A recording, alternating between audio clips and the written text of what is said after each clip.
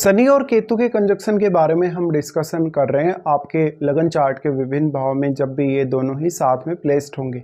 इस वीडियो में अब सिक्स्थ हाउस के बारे में विचार करेंगे। सिक्स्थ हाउस में जहाँ पर अगर देखा जाए तो शनि को हम यहाँ ये मानते हैं कि वो आपको हार्डवर्क बहुत ज़्यादा देते हैं। सिक्स्थ हाउस आपका रूटीन वर्क है, आपका ऑफिस का काम, आपका घर का घरेलू काम और आपका जितना भी अप्स एंड डाउन्स होता है, जितना भी आप ट्रैवल करते हैं अपनी डेली लाइफ में या जो भी काम आप अपनी रूटीन वर्क में करते हैं वो सारा। अब जब भी शनि और केतु इस तरीके से प्लेस्ड होंगे सिक्स्थ हाउस में तो यहाँ सबसे पहले आपको शनि पर ध्यान देना होगा। शनि अगर मान लो वक्री होकर यहाँ केतु के साथ स्थित है तब आपको बहुत ज़्यादा दिक्कत होगी। अगर शनि यहाँ वक्री नहीं है तब आपको हो सकता है थोड़ा प्रयास करने से सफलता मिल भी जाए, लेकिन एक समय बाद कभी ना कभी आपका जब केतु एक्टिवेट होगा लगभग 40-45 की एज के बाद में, तब आप ये रियलाइज़ कर पाएंगे कि इस हाउस की जो रियलिटी है वो क्या है, या अब तक जो आप मेहनत कर रहे थे, अब तक आप जितना ज़्यादा हार्डवर्क कर रहे थे उसका जो परिणाम है वो वास्तव में आपके लिए क्या होने वाला है। शनि यहाँ पे आपको देखना होगा कि आपके चार्ट में कौन कौन से भाव को रिप्रेजेंट कर रहे हैं। मेनली हम यही मानेंगे कि शनि केतु का कंजक्शन सिक्स्थ हाउस में होने से अब सिक्स्थ हाउस को लेके, अपने घरेलू कार्यों को लेके या अपने ऑफिस के रूटीन को लेके जो भी आपका एफर्ट होगा वो सही डायरेक्शन में नहीं होगा, क्योंकि केतु यहाँ आपको काफ़ी कन्फ्यूजन में डालेंगे, कन्फ्यूज करने का काम करेंगे। शनि और केतु का कंजक्शन ऐसा कंजक्शन है जो बहुत ही रेयरली किसी के चार्ट में आपको देखने को मिलेगा। ऐसा कंजक्शन है तो ये अक्सर वैराग्य वाला कंजक्शन माना जाता है, वैराग्य की तरफ लेकर जाता है, या ये आपको काफ़ी ज़्यादा आध्यात्मिकता दे सकता है। लेकिन जब सिक्स्थ हाउस की बात आती है तो यहाँ पे शनि अगर आपके बहुत ज़्यादा स्ट्रॉन्ग स्थिति में है और अगर वक्री नहीं है तो आप यहाँ हार्डवर्क बहुत ज़्यादा करने वाले हैं, और इसका मतलब है आपके जो कलीग्स हैं, आपके जो बॉस हैं, उनके साथ भी आपका अच्छे से व्यवहार नहीं रहेगा, यानी वो लोग आपका फ़ायदा उठाएंगे। हो सकता है आपको जितना सैलरी मिलना चाहिए, जो भी काम आप कर रहे हैं उसमें कम सैलरी रहेगा आप, लेकिन एट द एंड अपनी जो रूटीन लाइफ है उससे काफ़ी असंतुष्ट रहेंगे। फिर इसका मतलब ये भी है कि आप अपने कैरियर से काफ़ी असंतुष्ट रहेंगे और फिर आप एक समय बाद अपना कैरियर लगातार चेंज करने को देखेंगे या आपका वर्क प्लेस आप चेंज करने को देखेंगे। अब कभी कभी इस केस में ये भी हो सकता है कि आप फॉरेन में सेटल्ड हैं, तो फॉरेन में सेटल्ड होने से आपका वर्क प्लेस का बदलना आपको काफ़ी ज़्यादा मुश्किल में डाल देगा। छठा घर जो है, छठा घर कर्ज का भी है, आपके स्वास्थ्य से संबंधित जो दिक्कतें आती हैं उनका भी है। आपकी लाइफ में जो भी आप कंपटीशन फेस करते हैं, जो भी आप व्यवधान फेस करते हैं, चाहे वो आर्थिक मामलों में है चाहे रिलेशनशिप को लेकर है, वो सारा सिक्स्थ हाउस में ही है। तो अगर इस प्रकार से आप कन्फ्यूजन में रहेंगे सिक्स्थ हाउस को लेकर तो आपके ज़्यादातर कैरियर पर इम्पैक्ट पड़ने के साथ साथ मैरिड लाइफ और बाकी रिश्तों पर भी इसका इम्पैक्ट पड़ेगा। फिर हो सकता है आप बिना सोचे समझे कोई बड़ा खर्चा कर दें या आप पैसे को भी मैनेज ना कर पाएं। तो यहाँ पे सबसे मेन बात यही है कि आप प्रोफेशनली कितना अच्छा वर्क कर सकते हैं या कितना ज़्यादा कंफर्टेबली आप जहाँ भी काम कर रहे हैं वहाँ हैं। यहाँ पे अब सिक्स्थ लॉर्ड को आपको देखना होगा। मोस्टली अगर यहाँ पे सिक्स्थ लॉर्ड आपका अच्छी स्थिति में हो या सिक्स्थ लॉर्ड एक बहुत ही क्रूर प्लैनेट हो तो आपको कुछ हद तक मदद मिल सकती है, लेकिन शनि केतु का कितना ज़्यादा प्रभाव आपके सिक्स्थ हाउस में है आपको यहाँ ये देखना होगा कि वास्तव में ये कंजक्शन कौन से साइन में बन रहा है। जिस भी साइन में बन रहा है उस साइन के जो लॉर्ड हैं वो कौन है।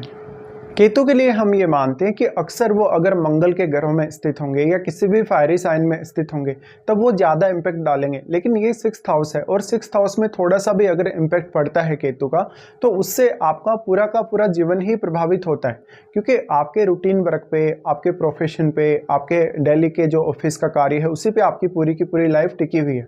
तो आपके स्वास्थ्य को लेकर जो कदम आपको उठाने चाहिए वास्तव में वो सही से आप कदम नहीं उठा पाएंगे। जिस डायरेक्शन में आपको मेहनत करनी चाहिए अपने कैरियर में वो मेहनत आप नहीं कर पाएंगे। अक्सर आप कंपटीशन को फेस नहीं कर पाएंगे। आपके बॉस या अपने कलीग्स की तरफ से अगर आपके साथ खराब व्यवहार होता है या वो लोग आपको सपोर्ट नहीं करते हैं तो वो स्थिति भी आपके लिए सहन करने योग्य नहीं रहेगी। इस कंडीशन में आपको देखना होगा कि किसी भी अन्य प्लैनेट का यहाँ प्रभाव है या नहीं, क्योंकि आपके चार्ट में 12वें घर में अब राहु स्थित हैं तो राहु का प्रभाव जरूर आपके सिक्स्थ हाउस पर है, लेकिन बाकी अन्य भावों से जो ग्रहों का यहाँ प्रभाव है या जिन ग्रहों का यहाँ दृष्टि है आपको उनको देखना होगा।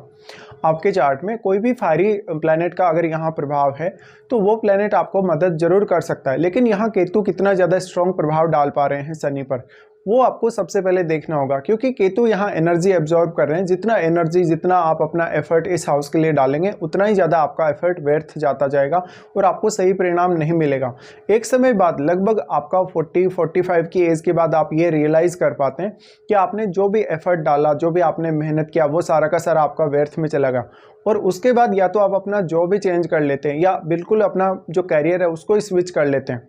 तो कैरियर को लेके अनकंफर्टेबल होना ये दिखाता है कंजक्शन यहाँ पे।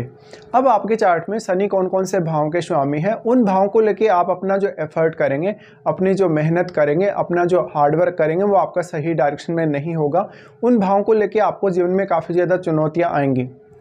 हो सकता है उन भावों से रिलेटेड जो आपके रिश्ते हैं उनको आप पैसा उधार दे दें और फिर वो पैसा आपका लौट के नहीं आए, या उन पर्टिकुलर भावों के प्रति आप बहुत ज़्यादा इमोशनल हैं, या बहुत ज़्यादा उन भावों के प्रति कहीं ना कहीं आप फ्रस्ट्रेशन में आ रहे हैं, फ्रस्ट्रेशन महसूस कर रहे हैं, और इस वजह से निश्चित रूप से आप उन भावों के लिए गलत फैसले लेंगे, या जो भी आप काम करेंगे, जो भी कदम उठाएंगे, वो सही डायरेक्शन में नहीं होंगे। इसका डायरेक्टली इम्पेक्ट आपके छठे भाव पर पड़ेगा ही पड़ेगा। ऐसे में आपको देखना होगा कि आपके चार्ट में शनि जिन भावों को रिप्रेजेंट कर रहे हैं, उन भाव में कोई अन्य सपोर्टिव प्लैनेट बैठा है या नहीं बैठा है। तो यहाँ पे शनि से रिलेटेड आपके चार्ट में जो भाव हैं जिनका प्रतिनिधित्व शनि कर रहे हैं, वो आपके लिए काफ़ी ज़्यादा इंपॉर्टेंट हो जाते हैं। और ये भाव आपके लिए तब ज़्यादा इंपॉर्टेंट हो जाएंगे जब शनि पर यहाँ केतु का काफ़ी स्ट्रॉन्ग प्रभाव होगा। अगर केतु आपके यहाँ पे किसी भी अन्य प्लैनेट से प्रभावित हैं, जैसे शनि केतु के साथ यहाँ कोई अन्य प्लैनेट भी स्थित हो सकता है, तो उस प्लैनेट का प्रभाव भी आपको देखना होगा। अगर यहाँ शनि वक्री होते हैं केतु के साथ, तभी यहाँ केतु का जो प्रभाव है सबसे ज़्यादा बढ़ेगा शनि पर। इसके साथ साथ आपके चार्ट में 12वें घर में राहु स्थित हैं, तो राहु के साथ बैठा हुआ जो प्लैनेट होगा उसका भी काफ़ी स्ट्रॉन्ग इम्पैक्ट पड़ेगा केतु पर और यहाँ पर शनि के ऊपर भी।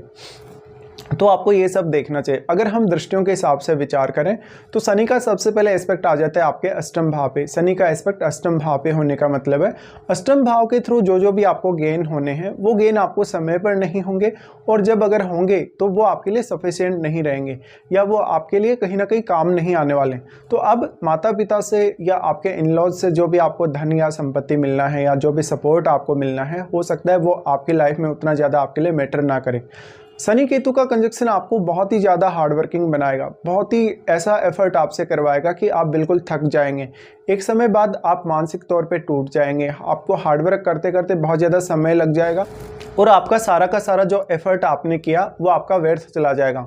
इसी तरीके से आप अपने 8th हाउस के लिए भी अगर कोई भी एफर्ट कर रहे हैं तो वो एफर्ट भी आपके उतना ज़्यादा काम नहीं आने वाला।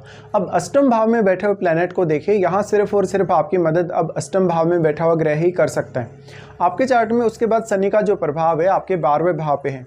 देखिए 12वें भाव पे शनि का प्रभाव का होना आपकी मैरिड लाइफ को बहुत ज़्यादा इम्पैक्ट डालेगा, क्योंकि 12th हाउस में राहु है। अगर राहु के साथ मान लो मंगल जैसा ग्रह स्थित है, शुक्र जैसा ग्रह स्थित है, तो फिर आपके मैरिड लाइफ की डिस्टर्ब होने के चांसेस भी उतने ही ज़्यादा हैं।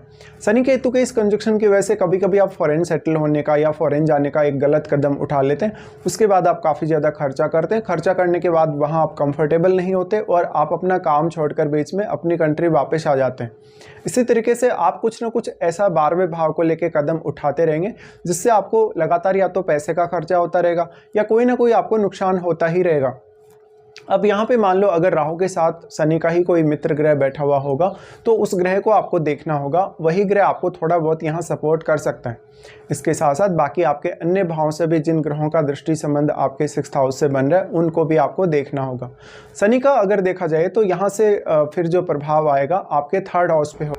अब आपके 3rd हाउस पे शनि इस तरीके से अगर प्रभाव डाल रहे हैं तो वो आपकी मेहनत को और भी ज़्यादा बढ़ाने वाले हैं, आपके एफर्ट को और भी ज़्यादा वो मल्टीप्लाई करने वाले हैं। यहाँ पे शनि आपको बहुत ज़्यादा डेडिकेशन देंगे और अपने काम में बहुत ज़्यादा प्रतिबद्धता देंगे। आप हमेशा अपने जो भी काम के रेस्ट्रिक्शंस हैं, काम की जो लिमिटेशंस हैं उनको फॉलो करेंगे और समय की पाबंदियों को भी। लेकिन यहाँ पर लास्ट में जो आपके लिए परिणाम आएगा, जो रिजल्ट आएगा, वो बिल्कुल आपके लिए फ्रस्ट्रेशन जैसा ही होगा।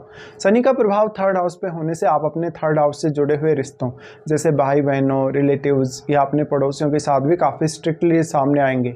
शनि का प्रभाव आपके थर्ड हाउस पे होने की वजह से अक्सर थर्ड हाउस को लेके जितने भी प्रकार के आप एफर्ट करेंगे या कहीं ना कहीं आप जितना भी प्रकार का कोई भी अपना टैलेंट काम में लेंगे वो टैलेंट आपके काम नहीं आ पाएगा। मेनली तो आप अपने टैलेंट को अच्छे से एक्सप्रेस नहीं कर पाएंगे, आप अपनी बात को कह नहीं पाएंगे, आपके कम्युनिकेशन पर भी काफ़ी नेगेटिव इंपैक्ट पड़ेगा। तो आपको अब थर्ड हाउस पर भी ज़्यादा वर्क करना जरूरी है। इसके साथ साथ थर्ड लॉर्ड को देखिए, थर्ड लॉर्ड क्या वास्तव में शनि के साथ मित्रवत है या नहीं, या थर्ड लॉर्ड आपके चार्ट में कैसे स्थिति में है। तो आपके लिए थर्ड हाउस में बैठा हुआ प्लैनेट भी उतना ही ज़्यादा इंपॉर्टेंट है और थर्ड लॉर्ड भी आपका उतना ही ज़्यादा इंपॉर्टेंट है। इसके साथ साथ आपको ये देखना होगा कि शनि और केतु का क्या वास्तव में आपको महादशा है। अगर महादशा है तो आपको मेनली सिक्स्थ हाउस को लेके बहुत ज़्यादा अलर्ट रहना होगा और आपके चार्ट में शनि जिन जिन भावों को रिप्रेजेंट कर रहे हैं उन भावों को लेकर भी काफ़ी ज़्यादा अलर्ट रहना होगा। इसके साथ ही मान लो शनि और केतु के साथ आपके चार्ट में हो सकता है कोई अन्य ग्रह भी बैठा हो। जो भी आपके चार्ट में यहाँ अन्य ग्रह बैठा हुआ होगा उसका रोल भी इसी तरीके से होगा। हो सकता है केतु उस ग्रह की एनर्जी को भी काफ़ी ज़्यादा एब्जॉर्ब कर रहे हों, उस ग्रह की एनर्जी को भी काफ़ी ज़्यादा कम कर रहे हों, तो फिर आपके उस पर्टिकुलर ग्रह से जुड़े हुए भाव के लिए भी आपको बहुत ही ज़्यादा मेहनत करने की आवश्यकता है। और इस बात की गारंटी भी नहीं है कि वो आपका जो एफर्ट होगा, आपकी जो मेहनत होगी वो सही डायरेक्शन में होगी या उसका जो परिणाम होगा वो आपके फेवर में होगा। तो यहाँ पे इस प्रकार की स्थितियाँ बनेंगी। अब मान लो अगर आपको शनि की महादशा है और अगर आपके शनि मान लो यहाँ पे वक्री नहीं है, बहुत ज़्यादा स्ट्रॉन्ग स्थिति में है, तो ऐसा शनि फिर भी आपको हार्डवर्क करवाने ही वाला है और इस बात की फिर कोई गारंटी नहीं है कि वो हार्डवर्क या वो मेहनत आपके कितनी काम आएगी, क्योंकि एक समय बाद यहाँ केतु आपको अपनी तरफ लेकर जाने वाले ही हैं, आपको वो अपने फील्ड की तरफ अग्रसर करने वाले ही हैं। तो ऐसा जब तक अपने वर्क प्लेस को या तो लगातार बदलता रहेगा या अपने प्रोफेशन वाइज वो कुछ ना कुछ चेंज करता रहेगा। शनि और केतु का यहाँ कंजक्शन है तो बाकी अन्य जो ग्रह हैं उनका प्रभाव देखिएगा। जैसे अगर बृहस्पति जैसे ग्रह का प्रभाव यहाँ पड़ेगा तो वो केतु को ही हेल्प करेंगे। अगर यहाँ बृहस्पति वक्री होकर अपना प्रभाव डाल रहे हैं तब तो इस बात की संभावना और ज़्यादा बढ़ जाएगी कि केतु को ही इससे काफ़ी ज़्यादा सहारा मिलेगा। इसी प्रकार से आपको ये कंजक्शन पर विचार करना चाहिए जब भी आपके शनि और केतु आपके सिक्स्थ हाउस में स्थित होंगे।